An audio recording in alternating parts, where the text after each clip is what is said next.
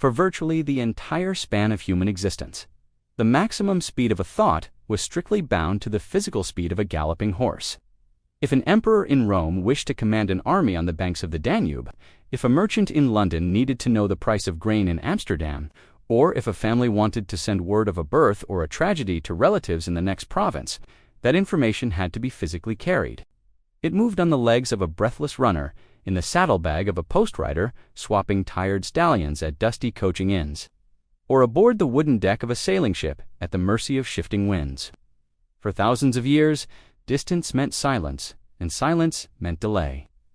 News of massive historical consequences, the death of a monarch, the outbreak of a revolution, or the signing of a peace treaty routinely took weeks or even months to reach the people whose lives depended on it. In fact, in January of 1815 AD, thousands of British and American soldiers slaughtered one another in the bloody Battle of New Orleans, completely unaware that their respective governments had already signed a formal peace treaty across the Atlantic in Ghent more than 2 weeks earlier. The war was officially over, but because the news was trapped on a wind-tossed wooden ship creeping across the ocean. Men died for a conflict that had already ended. Humanity was not blind to this agonizing limitation. From the earliest days of antiquity, societies attempted to build optical telegraph systems that could leap across the landscape at the speed of light. Ancient civilizations lit great beacon fires atop mountain ridges, beat massive war drums across forested river valleys, and flashed polished bronze shields under the glare of the noon sun. In ancient times, across the Mediterranean, including strategic fortifications documented throughout Palestine, modern-day Israel, around 1000 BC. Watchmen maintained fire signals to warn cities of approaching invasions. During the Trojan War, ancient texts describe chains of bonfires, leaping from peak to peak across the Aegean Sea to transmit word of victory back to Greece. But these primitive visual networks suffered from a fatal flaw. They were crude, rigid, and profoundly vulnerable to the elements. A signal fire could only convey a single prearranged binary message, such as danger or victory. You could not use a beacon fire to transmit a nuanced treaty, a philosophical debate, or a detailed military dispatch. Furthermore, a single bank of heavy fog, a torrential downpour, or a veil of thick smoke would instantly sever the chain of communication, plunging entire civilizations back into darkness. The first major leap beyond simple signal fires arrived in the chaotic crucible of the French Revolution in the late 18th century AD. In 1792 AD, a French engineer named Claude Chappe invented what he called the semaphore, or optical telegraph. Chappe erected a network of tall stone towers on hilltops, spaced several miles apart across France. Perched atop each tower was a large wooden mechanical apparatus, consisting of a central pivoting beam with 2 movable counterweighted arms. By pulling a system of ropes and pulleys from inside the tower, a trained operator could twist these wooden arms into nearly 200 distinct configurations, each representing a specific letter, number, or coded phrase. Watchmen in the next tower peered through brass telescopes, observed the physical configuration, transcribed the symbol, and immediately manipulated their own tower's arms to pass the message down the line. Chappe's optical network was an astonishing technological marvel for its time. A message that previously took a horseback courier several days to carry from Paris to Les Halles could now zip across the hilltop towers in less than 15 minutes. Napoleon Bonaparte expanded the semaphore network across Europe, using it as an indispensable instrument of military command to coordinate troop movements across vast distances. Yet, despite its brilliance, the optical telegraph was crippled by inherent physical constraints. It required thousands of manned towers, high operating costs, and crystal-clear skies. When night fell, or when dense European fogs rolled across the countryside, the entire network froze into complete paralysis.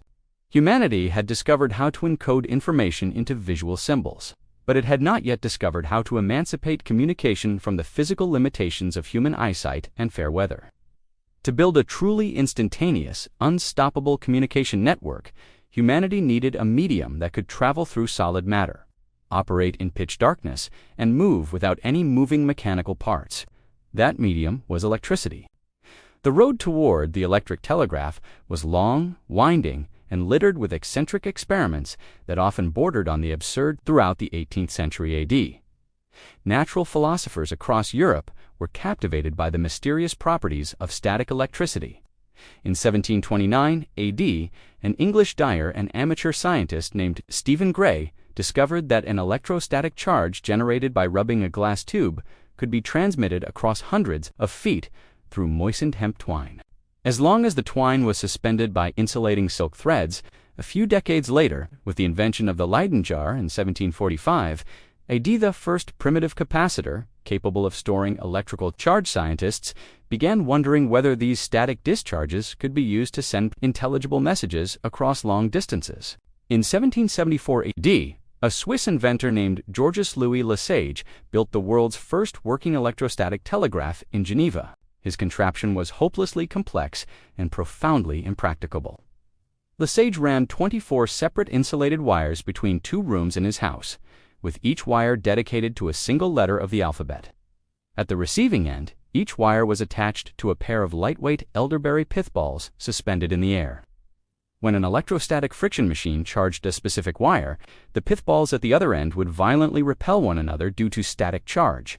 By watching which pair of pith balls jumped, a receiver could painstakingly spell out words letter by letter. Other inventors proposed horrifying variations, including systems where an operator held 24 wires and decoded messages, based on which finger received a painful electric shock. These early static systems were doomed to failure. Static electricity operates at enormously high voltages, but produces minuscule amounts of actual current. Because the charge was so volatile, it had a maddening tendency to leak into the surrounding air, short circuit through the smallest amount of moisture, and spark uncontrollably across adjacent wires.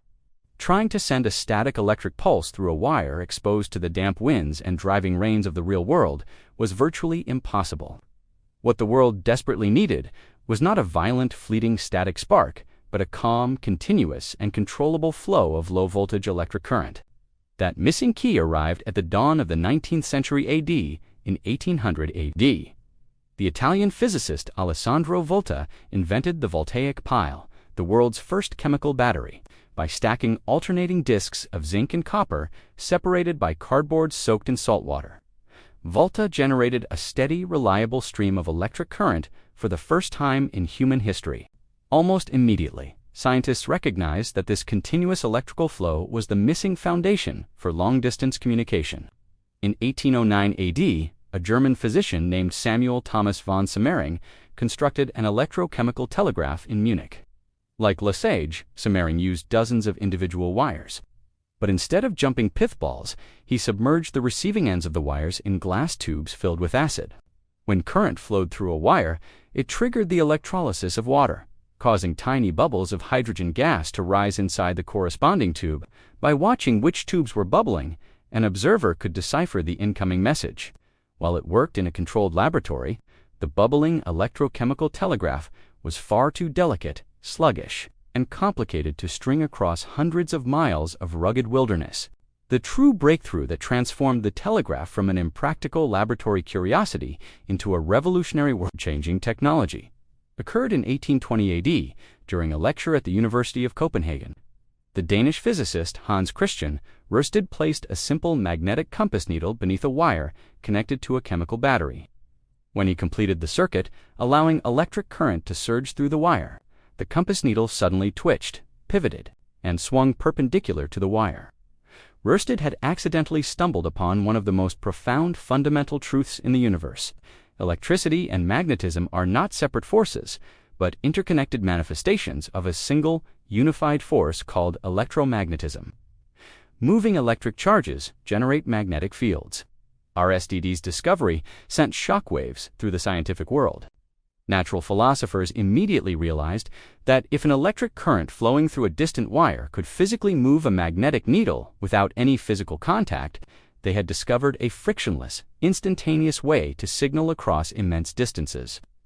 Within months of Ørsted announcement, the French physicist André Marie Ampère suggested using a bank of magnetic needles to create a telegraph, while the German physicist Johann Schweiger invented the multiplier coil wrapping a wire repeatedly around a compass needle to multiply the magnetic effect and produce a much stronger, more sensitive deflection from even the faintest electrical current. In the late 1820s AD, an American scientist named Joseph Henry pushed the technology to the brink of practical reality. Henry began experimenting with electromagnet iron cores wrapped in wire that became powerful magnets only when electric current flowed through them. Henry made a critical discovery by carefully insulating the copper wire with strips of silk from his wife's petticoats. He could wrap thousands of tightly packed turns of wire around an iron core without causing electrical short circuits. Henry created electromagnets capable of lifting thousands of pounds of iron. More importantly, Henry solved the deep mathematical mystery of electrical resistance. He proved that to push an electric current across miles of thin wire without losing all its strength, one had to use a high-voltage series battery paired with a high-resistance electromagnet. In 1831 AD, Henry strung more than a mile of insulated wire around the walls of a classroom in Albany, New York, connected a small battery at one end, and used an electromagnet at the other end to ring a small brass bell. It was the world's first working electromagnetic signaling device.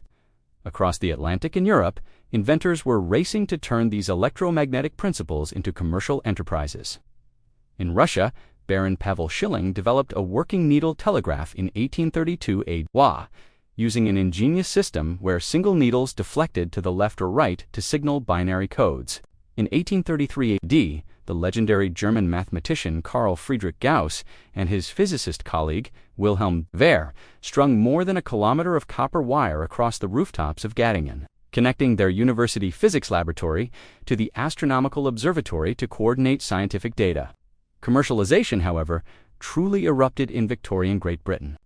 In 1837 AD, a young English entrepreneur named William Fothergill Cooke teamed up with the brilliant King's College physics professor, Charles Wheatstone, to patent the Cooke and Wheatstone 5-needle telegraph. Their apparatus was a masterpiece of mechanical elegance designed for completely untrained operators. The receiver featured a diamond-shaped wooden board painted with the letters of the alphabet. Protruding through the board were 5 magnetic needles, each controlled by an independent electrical wire running along the railway tracks. When an operator pressed a pair of keys at the transmitting station, electrical currents energized to specific needles, causing them to tilt inward toward each other. The point on the board where the 2 tilted needles crossed indicated the intended letter. The Cooke and Wheatstone telegraph was immediately adopted by Britain's burgeoning railway network, specifically along the Great Western Railway. Trains traveling at terrifying speeds on single-track lines desperately needed a way to coordinate schedules and prevent catastrophic head-on collisions. The telegraph provided that safety net, but the general public remained skeptical of the invisible electrical signals until a sensational criminal case in 1845 AD captured the world's attention. A man named John Towell murdered his mistress in the town of Slough and immediately boarded a steam train heading for London, believing he had outpaced any possible pursuit. A quick-witted railway clerk in Slough telegraphed a detailed description of the fleeing suspect down the line to London's Paddington Station. When Towell stepped off the train in London, police officers were already waiting on the platform to arrest him. The sensational news that an invisible electrical pulse had traveled faster than a roaring steam locomotive to capture a murderer turned the telegraph into a worldwide public sensation overnight. Yet, despite the success of the Cooke and Wheatstone system, it possessed a crippling flaw. It required 5 separate copper wires and an expensive multi-wire infrastructure. If a single wire snapped, entire clusters of letters became unreadable. Building thousands of miles of 5-wire lines across oceans, mountains, and continents was economically prohibitive. What the world needed was a radical simplification, a system that could send every word, every number, and every thought across a single, inexpensive strand of iron or copper wire. That revolution would be led by an American portrait painter who knew almost nothing about electricity, Samuel Finley Breese Morse. Morse's obsession with instant communication was born not out of academic curiosity, but out of profound, devastating personal grief. In February of 1825 AD, Morse was working in Washington, D.C., painting a commissioned portrait of the Marquis de Lafayette, while his young, beloved wife, Lucretia, remained at their home in New Haven, Connecticut. Lucretia suddenly fell gravely ill following the birth of their 3rd child. A courier on horseback was dispatched to carry a letter to Morse in Washington. But by the time the rider arrived and Morse frantically galloped back home to Connecticut, his wife had not only died, but she had already been buried in the ground. The sheer horror of arriving days too late betrayed by the agonizing slowness of physical communication, shattered Morse's life and ignited an unquenchable obsession. He vowed to find a way to eliminate distance entirely from the human experience. In the autumn of 1832 AD, while sailing back to America aboard the packet ship Sully from an art tour of Europe, Morse engaged in a dinner conversation with a fellow passenger, Charles Thomas Jackson, who was demonstrating recent European experiments in electromagnetism. Jackson casually mentioned that an electric spark travels instantaneously through a wire of any length. A sudden flash of inspiration struck Morse. If the presence or absence of electricity could be detected at any point on a wire, why couldn't that simple binary pulse be used to write messages at a distance? That night in his cabin, Morse filled his sketchbook with crude mechanical drawings of an electric recording device. When Morse returned to New York, he possessed immense artistic passion, but lacked technical expertise in physics and precision engineering. His earliest prototype, built inside his quarters at New York University in 1835 AD, was a clunky, fragile contraption constructed from an old wooden artist's canvas stretcher, lead type, a pendulum, and clockwork gears scavenged from a wooden mantel clock. When an electromagnet was energized by an electric current, it pulled the pendulum, causing a pencil to draw zigzag peaks and valleys onto a moving strip of paper tape. Morse initially devised a cumbersome dictionary system where different numbers of zigzags corresponded to numbers, and the receiver had to look up each number in an enormous printed vocabulary book to find the corresponding word. Recognizing his limitations, Morse formed two crucial partnerships that changed the course of history. First, he enlisted Leonard Gale, a chemistry professor at New York University, who was intimately familiar with Joseph Henry's scientific research on high-resistance coils and long-distance electrical transmission. Gale replaced Morse's weak, primitive battery and single-layer coil with Henry's multi-turn electromagnets, immediately boosting the signal transmission distance from 40 feet to several miles. Second, Morse partnered with a brilliant mechanically gifted young engineer named Alfred Vail.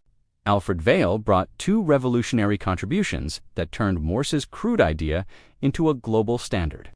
First, Vail was a master machinist who completely redesigned the physical hardware, replacing the clumsy wooden easel with a sleek, durable brass transmitting key and a spring-loaded magnetic sounder. Second, and most importantly, Vail revolutionized the code itself. Realizing that Morse's dictionary lookup system was painfully slow, Vail proposed a simple, direct alphanumeric code consisting solely of short pulses, long pulses, and pauses, dots, dashes, and spaces. To make the code as efficient as possible, Vail visited a local newspaper printing office in Morristown, New Jersey, to examine the typesetter's cases. He wanted to know which letters were used most frequently in the English language. He found that the letter E was by far the most common, followed by T, A, O, and I, while letters like Q, X, and Z were used rarely. Vail brilliantly assigned the shortest, fastest electrical codes to the most frequent letters. A single dot for E, a single dash for T, a dot dash for A, and long, complex combinations for rare letters. This became the foundation of American Morse code. By combining a single copper wire, a ground return through the earth to complete the circuit, and a universal binary code, Morse and Vail had created the most robust, efficient, and cost-effective communication system the world had ever seen. Despite its brilliant simplicity, Morse struggled for years to secure the massive capital required to build a real-world telegraph line. Politicians and investors mocked his invention, dismissing it as black magic or useless scientific trickery. For years, Morse lived in abject poverty, often skipping meals to afford wire and batteries.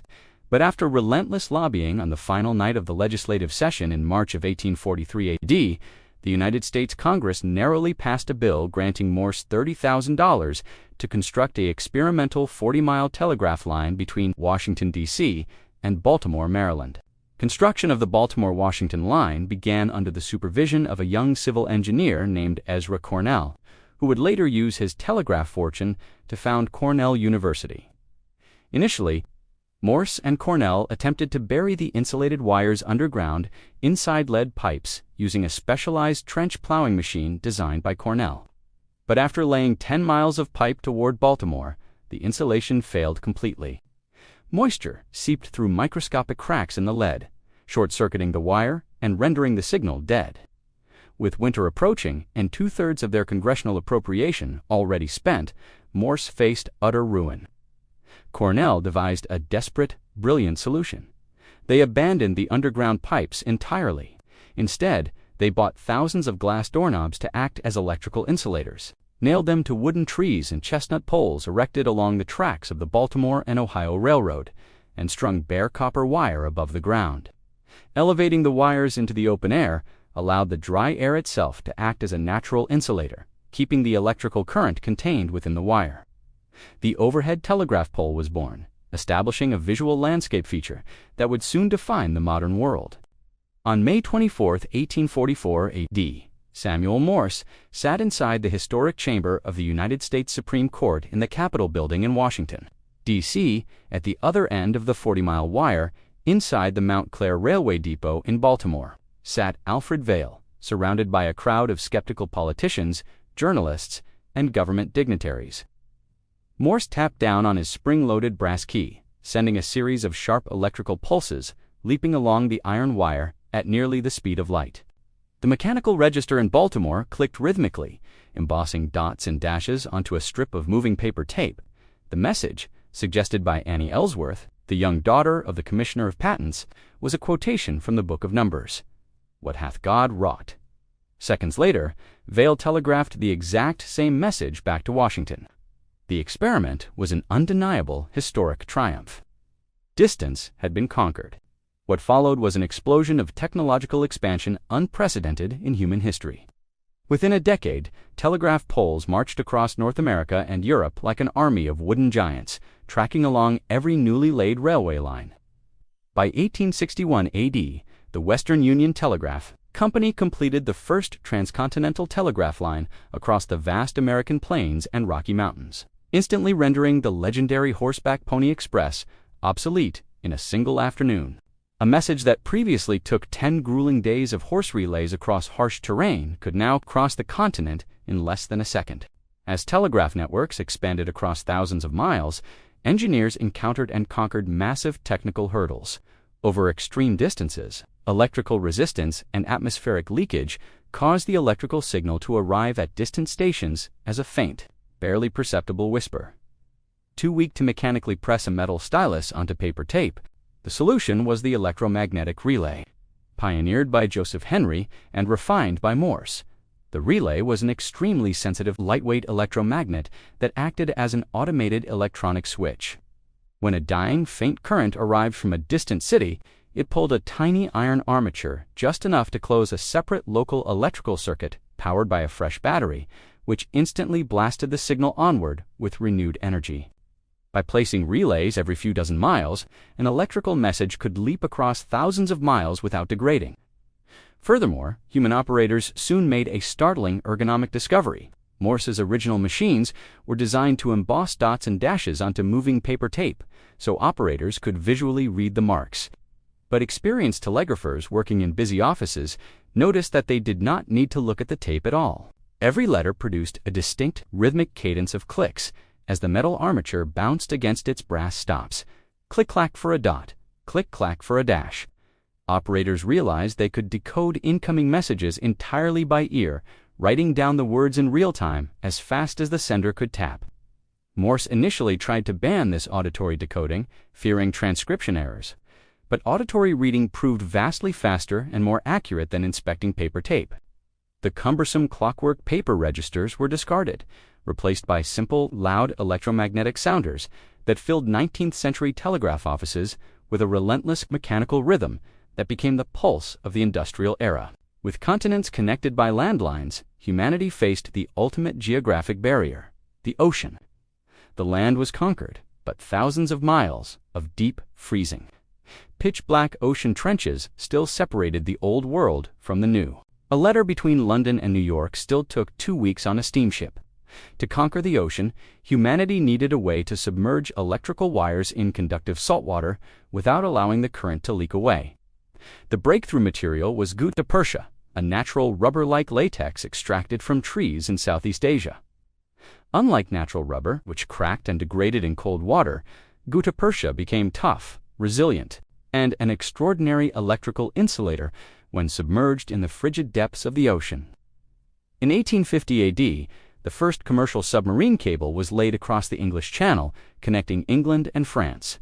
But laying a cable across the vast, stormy Atlantic oceans, spanning 2,000 miles across depths exceeding 12,000 feet, was a logistical nightmare of terrifying proportions.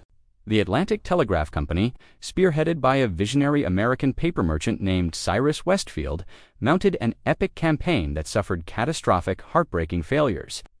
In 1857 AD and 1858 AD, converted British and American warships attempted to spool out thousands of miles of heavy, iron-armored cable across the Atlantic seabed. Cables repeatedly snapped, their severed ends vanishing into the unreachable abyss.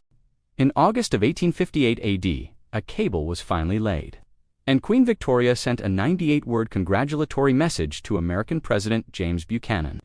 The message triggered wild celebrations across the globe, with parades in New York and fireworks lighting the night sky. But the triumph was tragically brief. Within weeks, the cable's insulation decayed, the signal grew faint, and an overzealous British electrician ruined the cable entirely by blasting it with thousands of volts of static electricity in a desperate attempt to force the signal through. The Atlantic went silent once more. Field refused to surrender. In 1866 AD, backed by new capital and guided by the brilliant theoretical physics of William Thomson, later known as Lord Kelvin, Field chartered the SS Great Eastern, the largest steamship in the world, built by the legendary engineer Isambard Kingdom Brunel. The Great Eastern was the only vessel capable of holding the immense weight of a single continuous 2,000-mile coiled cable in its cavernous hull.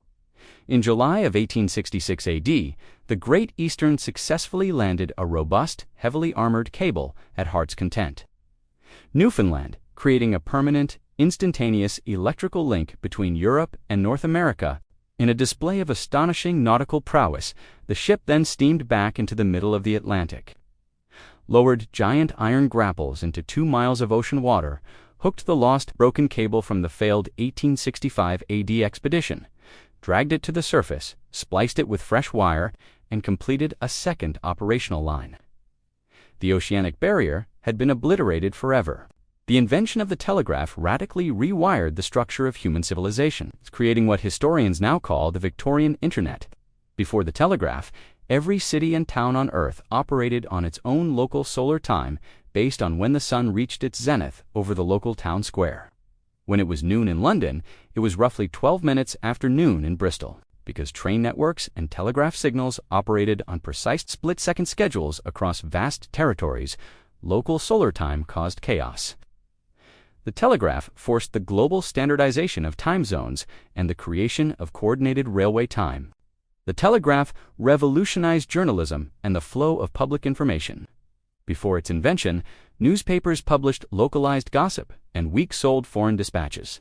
With the telegraph, news agencies like the Associated Press and Reuters were born, gathering news from across the globe in minutes and distributing it to hundreds of newspapers simultaneously. Because telegraph transmission was expensive, priced by the word, and prone to sudden line cuts during storms, journalists developed a brand new style of writing, the inverted pyramid. Instead of writing long, winding narratives, reporters put the most critical facts, who, what, where, when, and when, the very first sentence, ensuring that even if the telegraph wire snapped mid-transmission, the core truth of the story survived.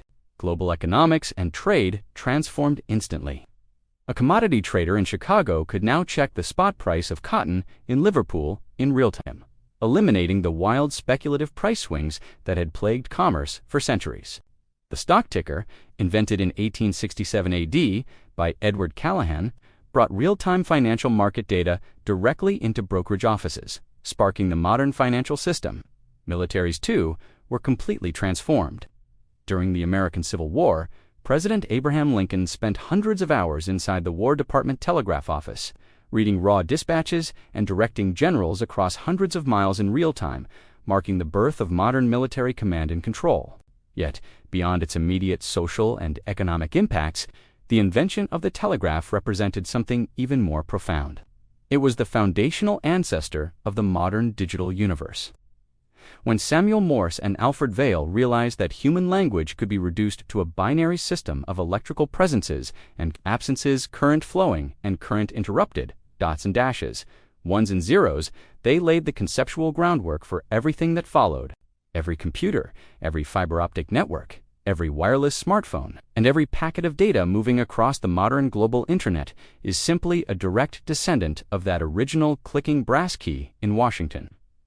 By learning how to guide an invisible electrical current through a thread of metal, humanity fundamentally tore down the ancient walls of distance and time, weaving the disparate peoples of the earth into a single, interconnected, thinking global mind.